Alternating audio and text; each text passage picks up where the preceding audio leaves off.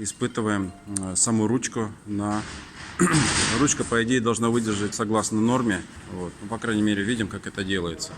Так, сейчас вот закрываем, я так понимаю. Вот. То есть, в принципе, видны показатели, как меняется на мониторе. И сейчас прилагается усилие на ручку. По норме должно быть 90, но норма иной раз не работает. Поэтому она пока вот в таком положении.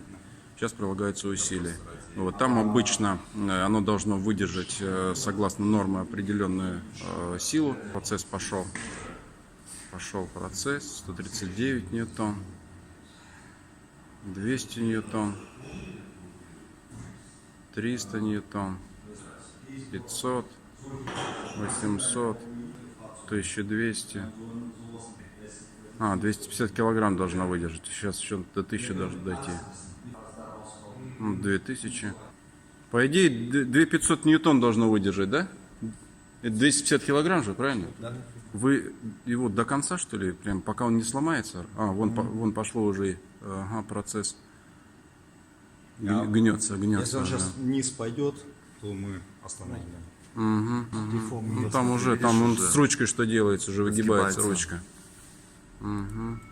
Вообще, по идее, ты не обязан до конца делать, если ты 2,5 выдержал достаточно. то хватит, но нам тоже важно знать, сколько у нее резервов.